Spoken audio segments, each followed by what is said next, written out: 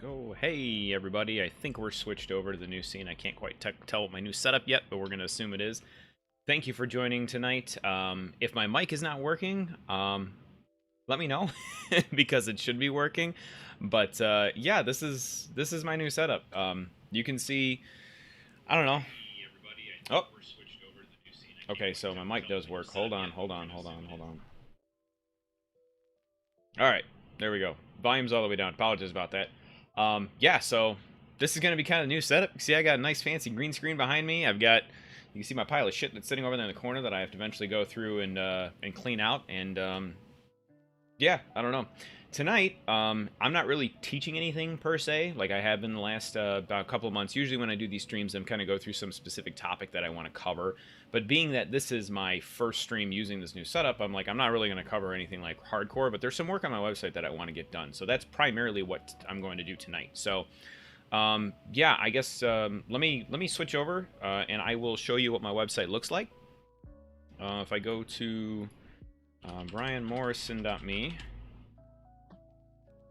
and this is the homepage for my website, right? And if I go in this, most of my work that I'm doing today is going to be done on my blog. Specifically, inside of the blog here, I want to update some of the things that are going on up here. So the one main thing I guess I want to do today is I want to get a YouTube video embed set up automatically on my website so every time it builds. I'm using Gridsome, which is a static site generator that's built with Vue.js, which is my front-end framework of choice. I'm using it on my website so you can see it a little bit better. Smaller screens, whatever. So, yeah, I'm going to... That's the first thing that I really want to do. I might update some of this stuff here. Like, I'm not sure this really adds a whole lot of context in the blog pages themselves. And then the other thing I want to add, and I got this idea from Kyle Shelvin, I think, on Twitter. On the bottom of his website, I haven't looked at his website yet, but apparently all the way on the bottom, instead of having actually like, you know, a discussion comments area down here, he instead has a button that I guess puts you to Twitter. I guess let's look him up. Kyle Shelvin, I think his name is. Let's see what his website looks like. Let's see. Just check encapsulation. Scroll down to the bottom. And... Egghead. Yeah, we might get a newsletter sign up here too. Click here to share this article with your friends on Twitter. So you click there, it opens up Twitter. Yeah, so this is kind of something that we want to add. I don't know. Well, we might get to this one. The main thing I want to do tonight, I'm probably going to keep the stream pretty short just so I can, just to test this and review the video and make sure everything works, is I'm going to work on that embed. So let's open up the code here. So if you've never seen a Gridsome website, you can see I have all my other projects in here. I use a monorepo setup for my website. Public is the folder that contains my actual website code, right? So you have gridsome.server is what pulls in all the information from my API and pulls it into the kind of the internal data store, which is accessible via GraphQL. Config is where I have... just the different plugins and stuff. You can see I really don't have any plugins. The only one I have is really the Google Analytics one, and that's only because that's the only thing I need. I built my own content management system, and it's a REST API, so I don't really need any plugins. I'm just using Axios to pull that data down. And inside of, inside of one of these things here, so we have these functions here, like generate bmops post pages. This was going to execute GraphQL. This is the query we wanted to use that's going to pull the information in and populate our pages, but this isn't quite what I'm looking for. Here we go. These API.load source. This is inside of Gridsome. If you ever want to query a custom like data source or just basically pull data from wherever and then populate the internal GraphQL engine with it, this is pretty much where you would do that. That's the method that you would use to do that. So yeah, so that's where this is populated, and then inside of the source folder, which is where most of the other magic happens, we have pages, which these are static pages that are accessible or just like just shown in the navigation. So if I go back to my website and scroll all the way up to the top, I gotta fix. I'm using a different monitor than I'm used to, and the color is all jacked up on here. Like the brightness is like cranked up to max, but this right here, this nav bar here, that's where some of those pages are. And those are for the most part static pages, but they're built using Vue, which again is my framework of choice. So the other thing to keep in mind is inside of here I also have templates, and this is where some of those generated pages are done. So like post is what this code right here, close all this stuff, is what populates out each one of these different post pages. So if I come to, like, this was one of my stream video series things that I did building websites with Gridsome and WordPress. All the content that's here is all pulled in from my own content management system and populated using that template. So this is where most of our work's going to be. Oh, it turns out I didn't actually link in my... I didn't link the video into this. I actually have a video for this. I'm surprised I didn't do that. I'm going to have to go back and look, and there's a lot of work on my website. I haven't been on here in too long. So we'll probably pretty much focus on this page here. So I know I have a YouTube video here, and if I click on this, it opens up in a new page. This is the link to the actual video. I don't really want to play it, but yeah, we want to try and see if we can get this embed into the top of the website, which should be relatively straightforward. So the first thing that I'm going to do is look for the share guy here. I think there's an embed. Yeah, here's the embed code. So it looks like there's an iframe. I don't know that I need to use an iframe. I guess we probably do. So let's copy this. Whoop, wrong button. I got a new mouse. Well, my mouse is the same, but my keyboard's totally different. My screen's different. Everything is very new, so I'm probably going to be stumbling through this a little bit. Let's go in here, and the first thing I think I want to do is I actually want to create a component. Let's create a new component in here. So I'll say YouTube embed .view, and let's populate this guy out with the default template. And let's just throw a div in here and say hello world so we can get this into the code itself, look at it on the website, and see if it works. Jeez, what am I doing? Div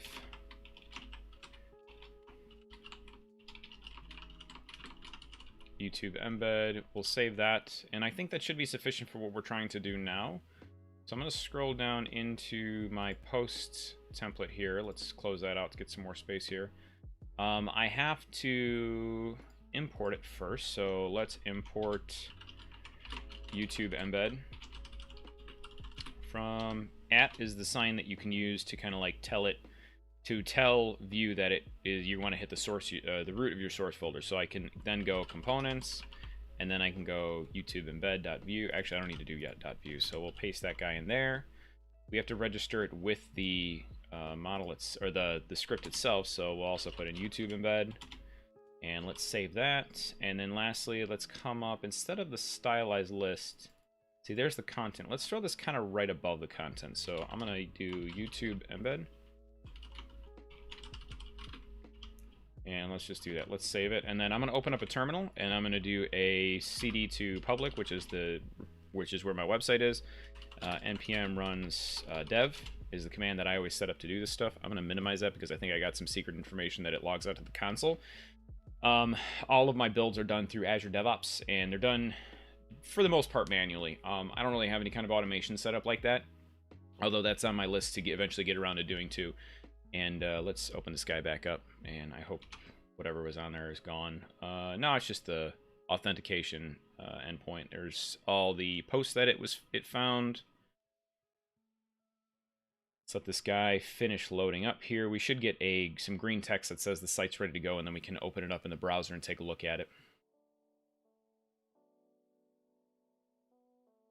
So for those of you who are chatting, or are out there, I guess, how's the quality of the stream? I mean, this is kind of where I wanted to start, I guess, or I wanted to test this. Oh, wow, I forgot I started redesigning my homepage. Okay, so blog's up here now. Let's go into blog. Let's go here. All right, hold on one second. I have to go and tweak some stuff out here because this is all kind of messed up. I'm actually going to swap out my color scheme here. So let's rename this to, let's do colors.new. .v2, and then colors1.sas. Let's rename that and go back like that. Let's open this guy back up. That looks to be working, and here we go. We can look at this a little bit better now. Okay, so I got my YouTube embed piece there. Let's go back and let's think if you have an AWS S3. Oh, that's a new article I haven't even published out. I told you it's been a while since I've worked on this. Okay, so anyway, let's scroll. I'm gonna check something here real quick. Webcack says, oh, just now. Okay, cool. Webcack says, always find it hard to read other people's VS Code themes. Yeah. Yeah, me too. It always looks different when you're looking at somebody else's theme, especially when you're so used to your own. I'm a huge fan. I've been using the theme that I use is Monokai Vibrant, and I've been using that for like 3 years now. I absolutely love the theme. I have no desire to change. The colors are great. The contrast is really good. Nerdy Notionaire, how are you tonight? Quality looks great. Good. I appreciate it. Thanks for letting me know. Yeah, lurk away. I'm not trying to, like, the more chatting's always good, but that's not really what I'm here for. I'm here to demonstrate concepts and topics, but I just want to make sure the quality of this new setup is still good. Okay, so we have our YouTube embed text there, and that came from our component itself. So our component is being imported properly. I don't need that up. Let's go back to our code, and it's also really odd because I don't have headphones down here yet, so like the music everyone is hearing, hopefully, which, I mean, according to the OBS, it seems to be working fine. I don't hear any of it, so it's a little weird just kind of talking to myself and not hearing anything come back. All right, so inside of here, I want to do props. We're going to create some properties that we want to pull in. The first one is YouTube URL.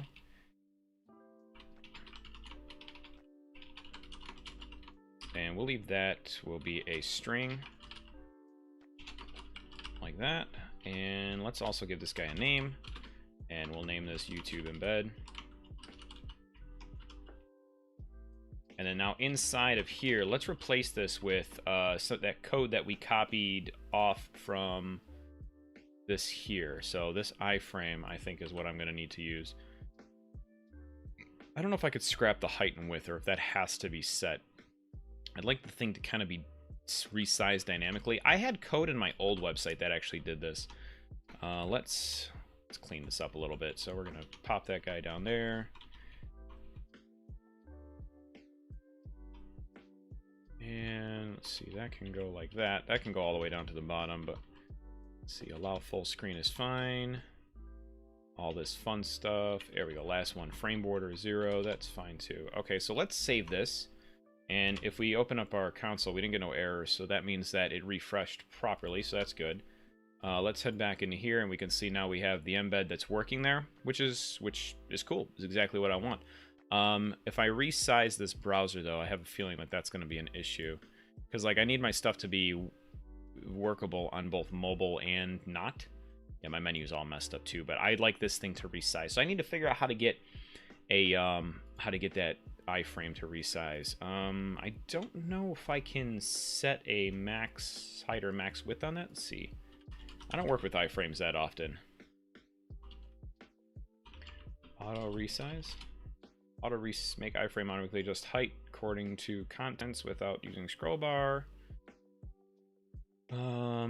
Scroll height, scrolling no, onload, resize iframe no. I don't know. This is when well, you know what? Let's just keep going with this. I might hack together some CSS in here and see if we can get this working.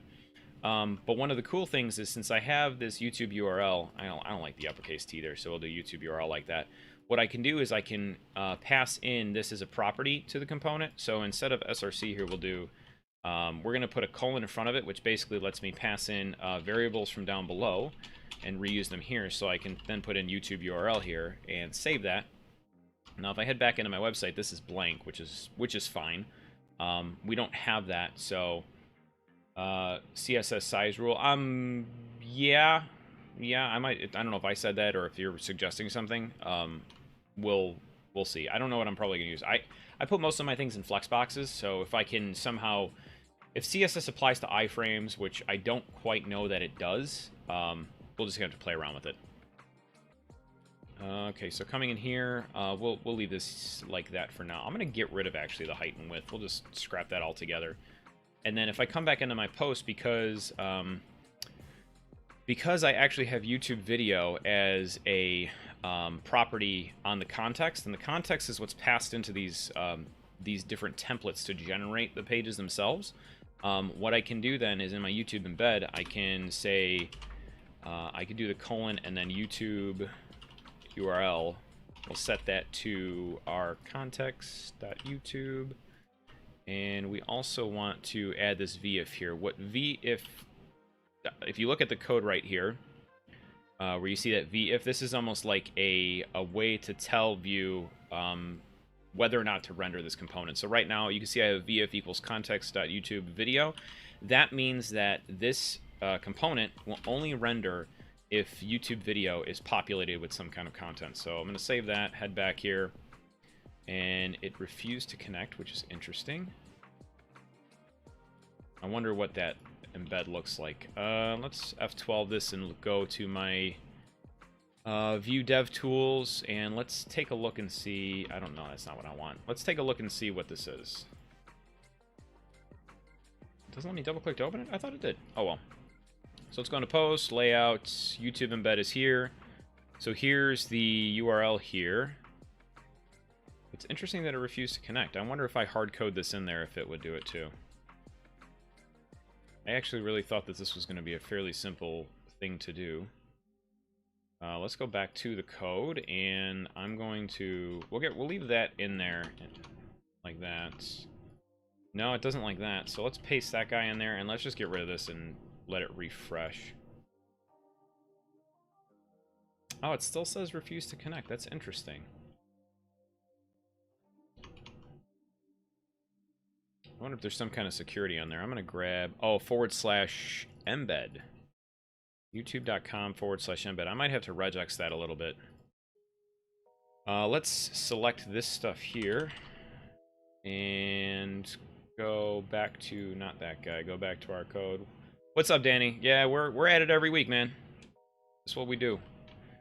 Okay, so this isn't quite what I want. I want YouTube URL to be put there, but I'm going to have to somehow fudge it. I'm going to have to basically modify the URL that's coming along to make sure that it sets properly inside of there. I'm going to paste this and grab the URL from outside of here. Actually, you know what I can do? I'm going to have to... I might be able to regex this. So if I do methods... Not like that. So methods is where you would put like the different functions that you want your component to have access to and to be able to use. So we're going to say... Actually, no, I lied. I don't think I need methods. Data is going to be the function. Data is a way to basically give your component private data fields. So props is what's passed into the component for it to be able to use the whatever's passed in. So you can in a parent component, you can pass data into the child component in this way. Data is kind of isolated inside of the component, so they're like private fields. So we're actually going to return a new object here, and we'll say cleaned YouTube, or cleaned URL, I guess is probably a good one. Clean URL, and that's going to be empty for now. We don't need that there. And then I'm also going to create another function down here called created. This is what's called a lifecycle hook in Vue. So every time the component is created, it will perform whatever function inside of here you want, right? So what I need to do is I need to get the YouTube URL, and then I need to replace everything up to the last, let's see, what would it be? Basically, I think I could split this thing by /slashes just to grab the ID that's at the end of it. I think that might work. But before we even go that far, I want to try something else. So if I come back into my code for my website, or actually in the data tools here, let's go back into YouTube embed, and this was the data that was sent in, right? I think this ID at the end here is fine, but everything up here we don't like that. So I'm going to copy that guy out. Let's go back into the code, and I'm going to set the source to that. Now YouTube doesn't seem to like that, so we're going to get rid of this, and we're just going to www.youtube.com/embed, and we'll save that. This should automatically re-render. I got to get this guy back in here. And yeah, okay, that seems to work. So by modifying the URL and passing it into there, that does seem to work. All right, so let's come in here, and I'm gonna get rid of all that created stuff, and we're gonna say this. Let's see, const URL split. I guess split URL. Split URL equals YouTube URL. This, you got to use this if you're accessing things inside of Vue components. So this .youtube URL split, so not used to this keyboard. Just do a / like that. And then I'm going to console.log out the split URL just to see what it looks like. This should just return an array with a bunch of stuff. And actually, if I just grab whatever's at the end here, it'll be enough for me to be able to populate this. So we'll go back in here, and did I save this? I did save it, so let's actually combine these back together so we're not bouncing around between two windows. Let's put this up here, and console. See console.log. Yeah, here we go. So we've got HTTPS, which I would expect. We got an empty string, that's fine, and we got the URL of the YouTube URL for the domain, and then we have the ID. So this one right here is the ID. You can probably set it to 4, but I'd like to make this thing a little dynamic to make it work the right way, just in case, for whatever reason, it's longer than it needs to be, or has more paths in it than it needs to be.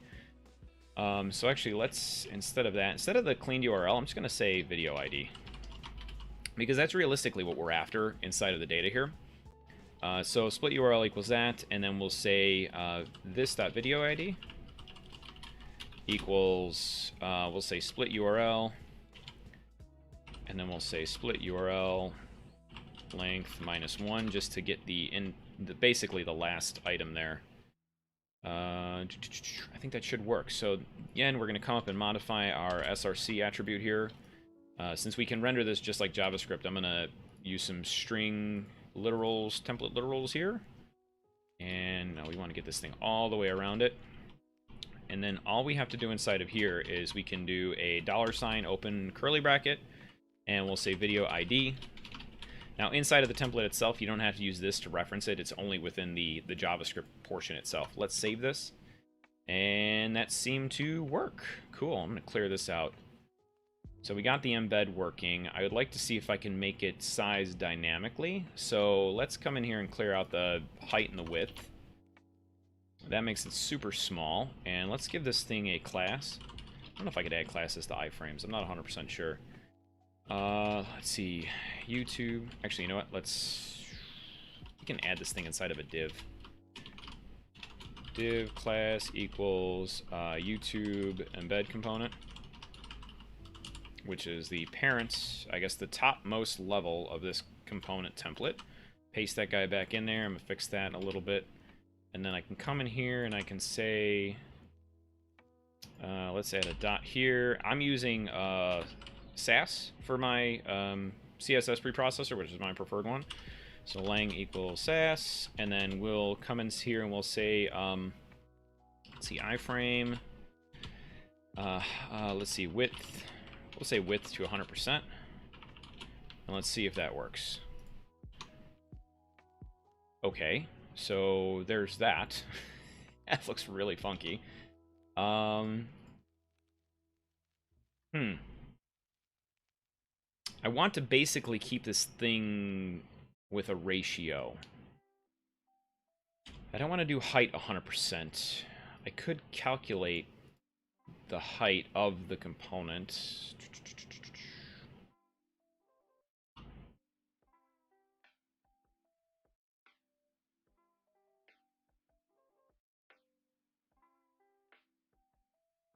I am trying to think. I might be able to set a min height. Stop streaming on Twitch. Ram, I have not streamed on Twitch in a long time. It's probably been not quite a year, but it's probably pretty close. I think last year, like within a month of Mixers shutting down, I decided to start streaming there. And yeah, and then once they shut down, I was like, well, let's give YouTube Live a shot, because I haven't really dedicated everything into YouTube, and I'm quite liking it here. I might eventually go back to Twitch, but unfortunately, the username I want, which was my old username, I switched it out, so now I can't get the old one back yet. So I'm waiting. I'm just waiting. We'll see. I might end up going back. I'm not 100% sure. But yeah, thanks for coming by. I didn't know I'd have people from Twitch coming over here, so I appreciate that. Okay, so how can I figure this? If anybody's got any tips out in the chat, by all means, drop them here. What I'm essentially trying to do is that I want the width of this to be 100%, but I also want this to have the same ratio of like 1080p by 1920 by 1080. That same ratio. I don't know what the ratio is off the top of my head. 1920 by 1080 ratio. 16 by 9. So 16 wide by 9 tall. CSS calculate 16 by 9. Webcac Pro says, you talking about mobile, like at media screen max width? Yeah, but how can I calculate? But what I'm trying to find out is height 0, position relative. What I'm trying to find out is, regardless of how big it is, I want the thing to resize dynamically, and I guess I probably should check that as it is. So if I open that up, like that's fine, but as I come and bring this thing in, does it resize? Okay, the embed resizes, but how can I might be able to tie in a JavaScript event to the window itself. Man, that seems kind of dirty. I don't know that I really want to do that.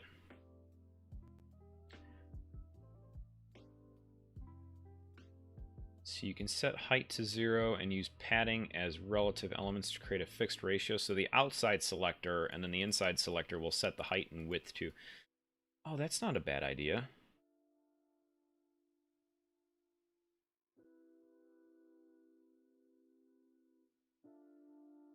Nice method for getting fixed responsive view frame. Ram says, I didn't know you were streaming here, and thanks to YouTube's algorithm recommending you stream. Hey, cool. I'm glad YouTube's algorithm is actually recommending me. It's pretty awesome. Hey, maybe I'm making it. I'm finally making it. So in the future we could do something like this. Calc. When was this actually posted? This was in 2013. Let's see, CSS grab height.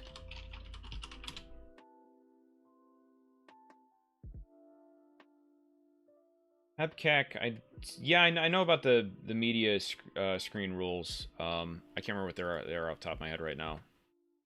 I'm not sure. I might try that in a little bit. Let me see if I can. Let me see what I can find out here. I kind of like this idea. This one looks pretty nice. If I can, and this has got 5 upvotes from 2016. So I'll try and set the parent component, the width to relative, or the position relative. Height to 100%, height or width to 100%, height to 0, padding bottom is. I don't understand the padding bottom 175. That's. Oh, maybe that's where. Oh, maybe this is. So the extra padding is what would be populated by the padding bottom, and the width. This seems to be what's giving me that ratio here. Pepcac says so. It's at each width. Yeah, what I'm trying to avoid doing. Oh my goodness! I just noticed my chat is behind my head. Hold on a second. I'm gonna fix that. Because, again, this is kind of the play around type of stream. So let's go to chat box. We're going to move this guy up. There we go. That's a little bit better. Cool. It's all my new brain has. Hey, no, it's good thinking, man. I mean, it's great. It's good. Ram says Discord server is great. Who are you in there, by chance? What's your username? I didn't even know you were part of my Discord server. Well, everybody's name is different all over the place, so it's hard for me to track who's who unless the usernames are the same. Okay, let's try this thing. Let's try what they got set here. So we're going to set the position to relative. The width is going to stay at 100%. Height is 0. Padding bottom is 175%. That's where that ratio comes into play. I kind of see where they're going there. I'm not sure I fully understand it quite yet, but I see what they're trying to do. So let's copy all of these modifiers and put these guys in here, or rules. Width we already have is 100%, so I'm not worried about that. And let's actually set a background color of red just to see what it looks like. I know my preprocessor rules don't like the semicolons. Username is Spinach. Oh yeah, I've seen you bounce around too. Cool. Padding, let's see, invalid CSS, expected pseudo class element, padding bottom, let's try that. Okay, that's interesting. That's not quite what I was after. Let's get rid of this padding bottom and see what happens. It goes away. Let's see here.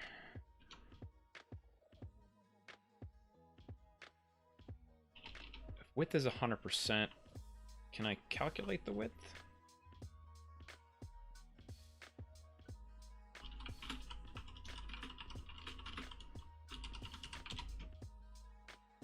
Determining dimensions of an element.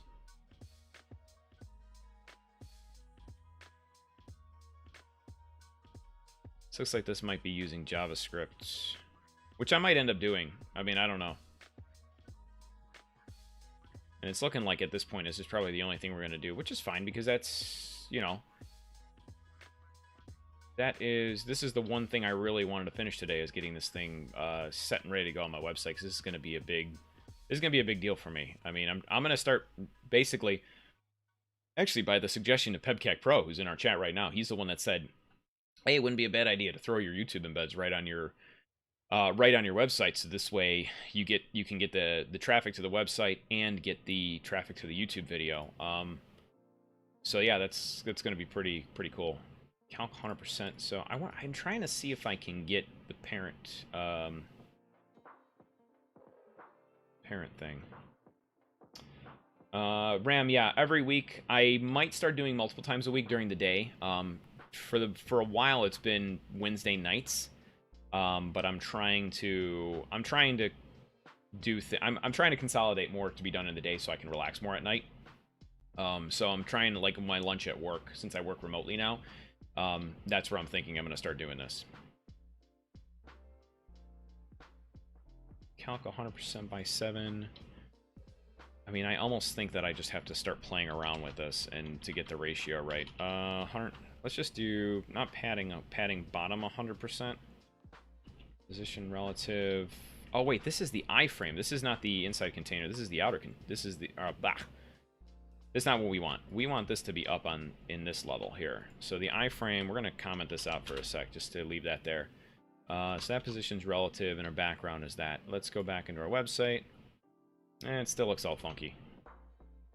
If I do that, it's gonna pretty much make it go away.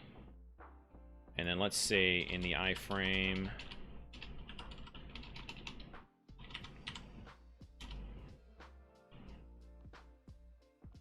Building, where was that original suggestion I had? So it wants all this stuff. I don't like position absolute most of the time. Let's see what this looks like. Oh, it completely goes away. So it's totally not what we want. Let's pop this padding 120, 175 back up.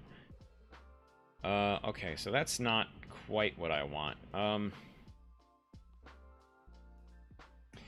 I'm almost thinking at this point what I'll need to do is I'll need to hook into the window resize to do this. I bet you I'm not the only one who's tried to do this before. Actually, I'm going to do YouTube embed dynamic size. Let's see what this looks like. How to make 100% responsive width for YouTube frame. It's probably what I should have done in the first place. Container padding bottom has set to 56.25%, but everything else is actually the same. So let's get rid of that, paste that guy in there. Save it, and let's take a look at it. Ah, there you go. Got it working. All right, so I'm going to resize this and make sure that it's responsive, which is exactly what I want. Boom, look at that. Look at that. I got to get rid of that red behind it. Or maybe I don't. Maybe that looks kind of cool. Cool. CSS says 2 CSS function, 2 stools and another bar fell down. Oh, sick jokes. Sick jokes. All right. Okay, so I got that working. The last thing I really need to do is I don't need this guy here anymore. So these tags that I have here, those can go away.